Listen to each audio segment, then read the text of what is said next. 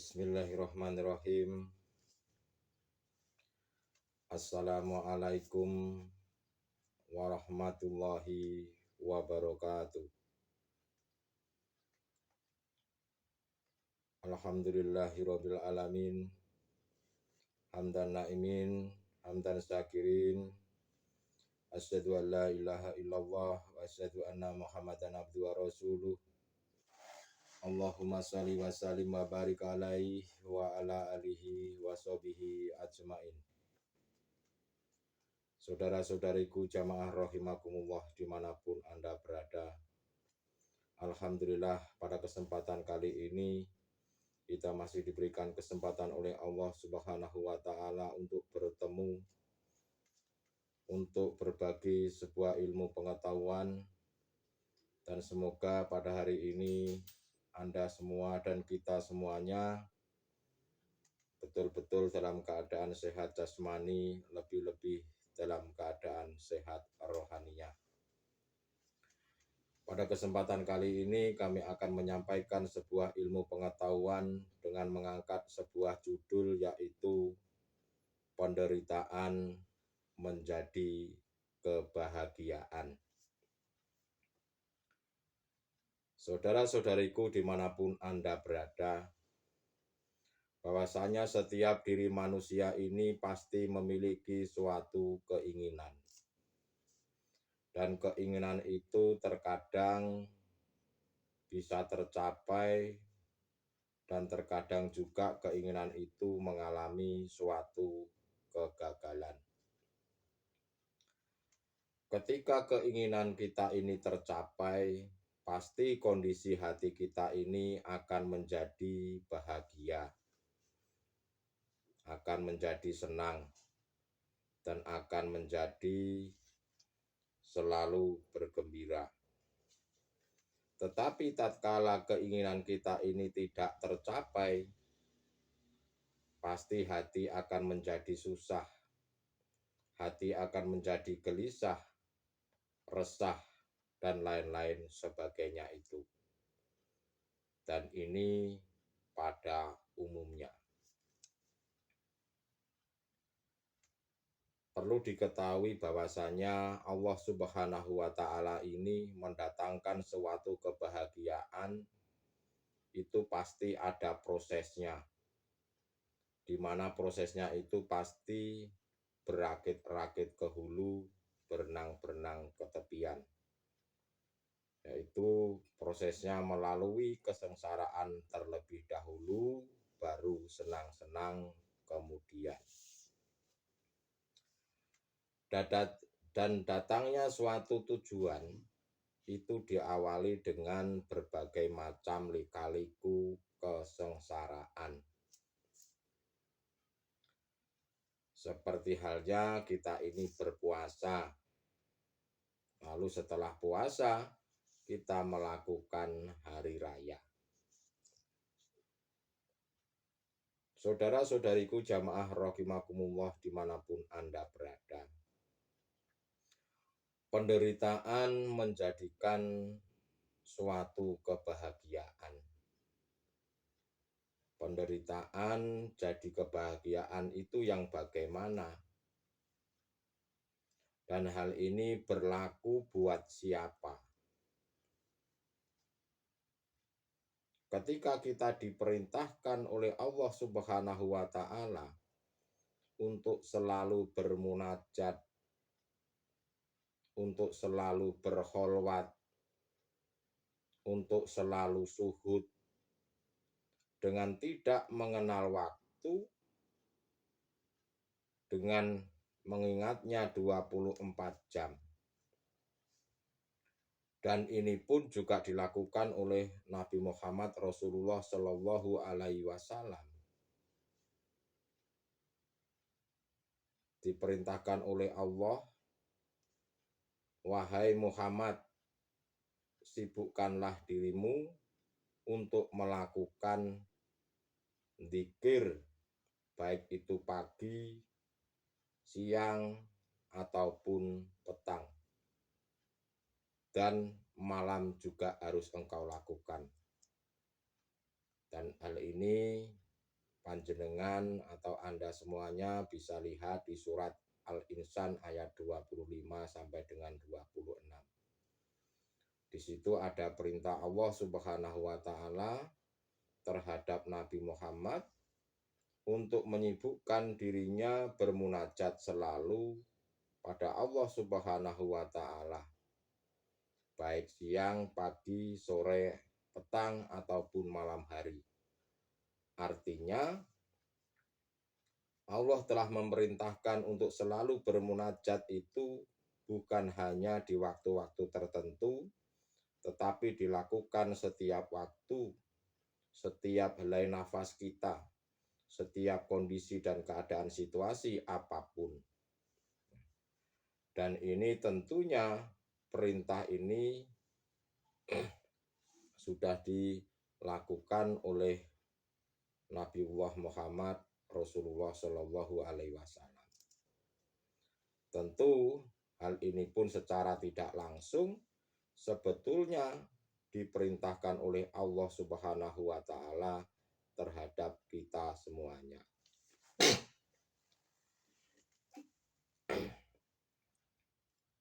Saudara-saudariku jamaah rahimakumullah dimanapun Anda berada.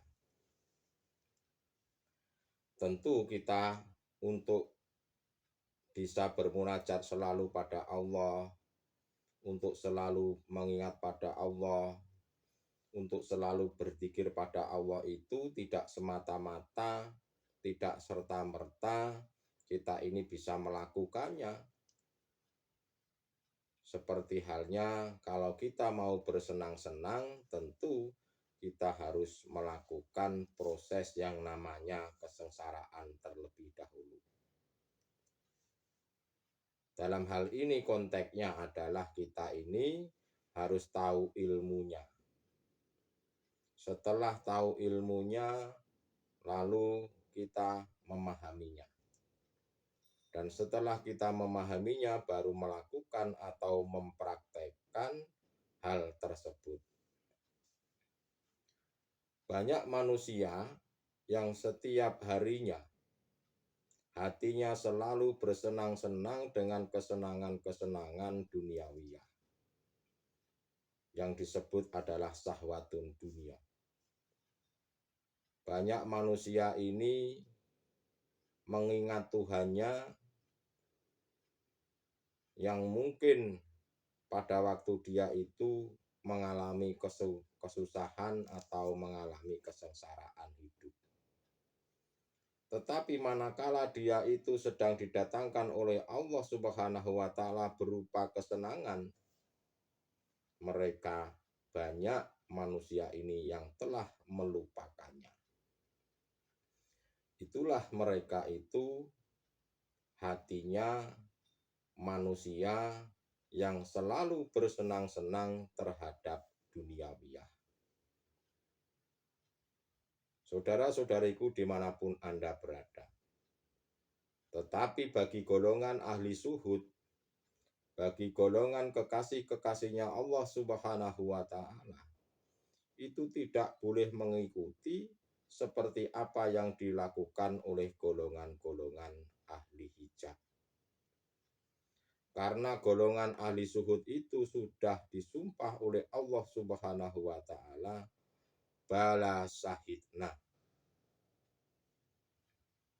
Hati selalu bermunajat, hati selalu berzikir, hati selalu mengingat pada Allah Subhanahu wa taala.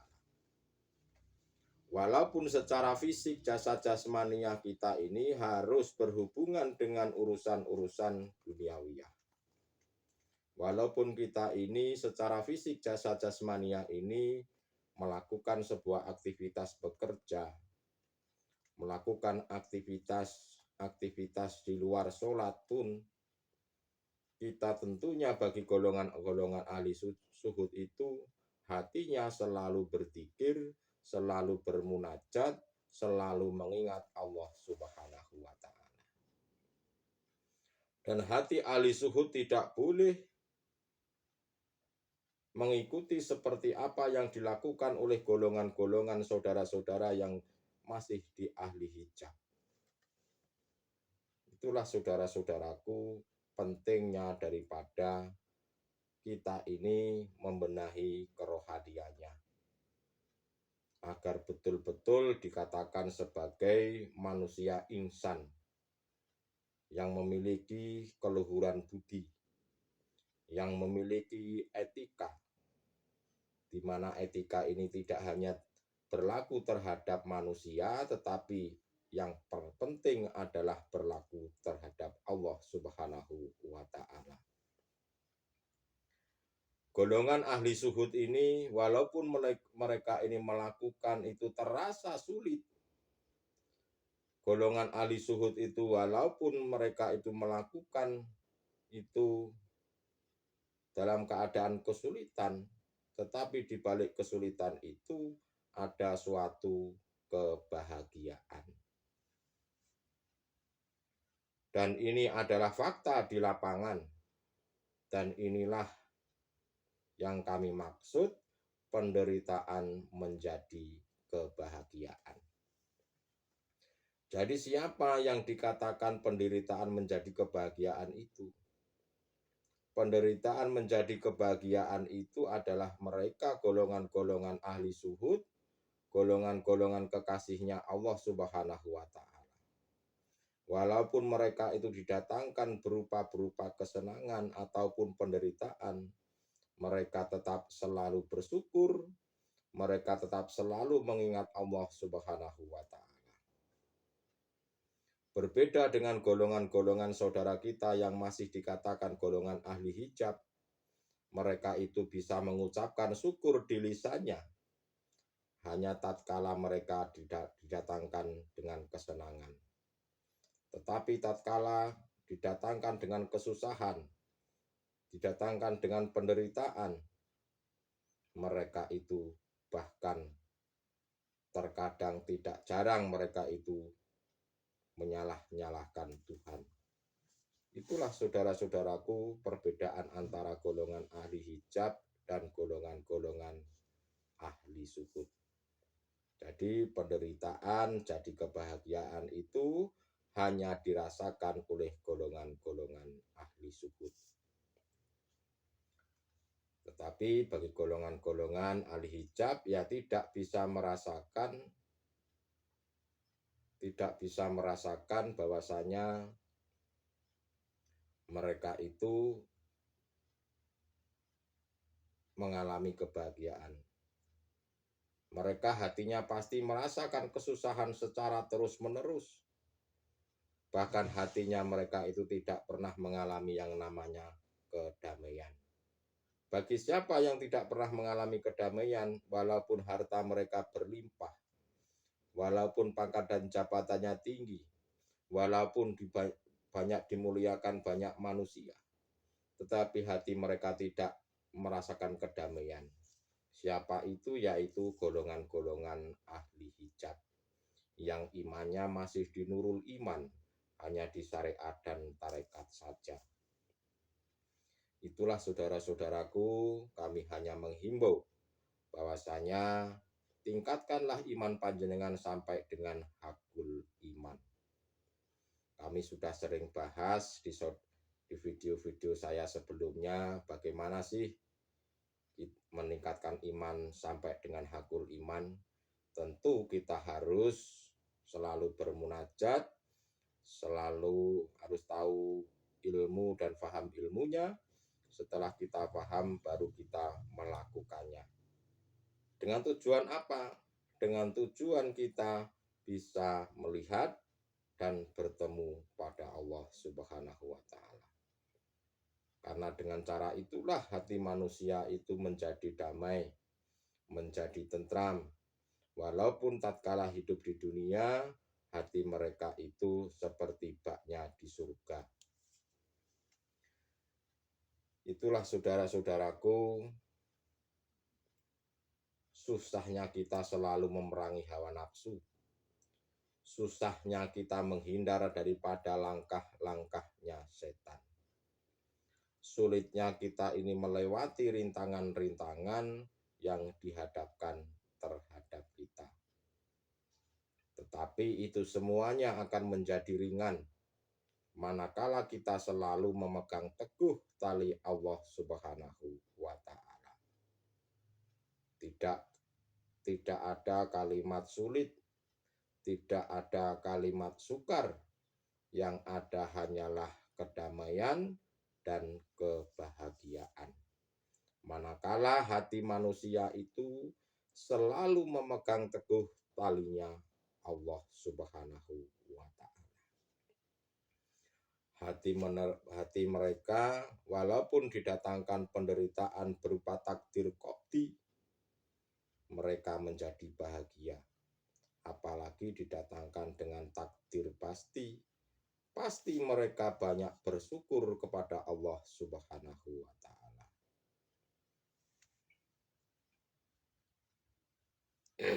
Saudara-saudariku jamaah rahimakumullah dimanapun Anda berada. Perlu diketahui bahwasanya manusia itu tidak mungkin bisa terlepas dari takdir qadhi ataupun takdir pasti. Dan ini berlaku kepada siapapun, baik itu golongan orang miskin ataupun orang kaya, baik golongan orang alim ataupun orang kafir. Semuanya pasti Allah itu mendatangkan yang namanya takdir qadhi ataupun takdir pasti. Tapi sekarang bagaimana caranya tatkala kita didatangkan oleh takdir qadhi ataupun pasti itu tidak terpengaruh pada hatimu, hati menjadi selalu bahagia itu bagaimana? Kami sudah sering menghimbau, kami sudah sering memberitahu, ya semoga saja Anda dan kita semuanya bisa melakukan apa yang disarankan oleh guru-guru akhirat kita. Karena ada suatu pertanyaan, mau sampai kapan hati kita ini, hati engkau biarkan hanya untuk mengikuti hawa nafsu? Mau sampai kapan engkau ini mengikuti langkah-langkahnya setan? Padahal kita semuanya manusia yang hidup di dunia ini, termasuk makhluk yang namanya hidup di alam semesta ini, pasti akan didatangkan yang namanya kematian. Jangan sampai Anda, jangan sampai kita semuanya belum bisa bertemu dengan Allah Subhanahu wa Ta'ala tatkala hidup di dunia. Jika kita ini saat di dunia tidak bisa bertemu pada Allah Subhanahu wa Ta'ala dan terburu meninggal dunia, kita pun akan mengalami yang namanya kegelapan segelap-gelapnya dan tidak bisa keluar dari situ. Itulah yang dikatakan di dalam syariat, yaitu di dalam neraka selama-lamanya. Semoga Anda semua dan kita semuanya tergolong ahli suhud, tergolong kekasih-kekasihnya Allah Subhanahu wa Ta'ala, yang dijaga selalu hati kita untuk selalu berzikir, untuk selalu bermunajat pada Allah Subhanahu wa Ta'ala, walaupun dalam kondisi, situasi, dan dalam keadaan apapun. Itulah saudara-saudaraku, penderitaan menjadi sebuah kebahagiaan bagi golongan-golongan ahli suhud.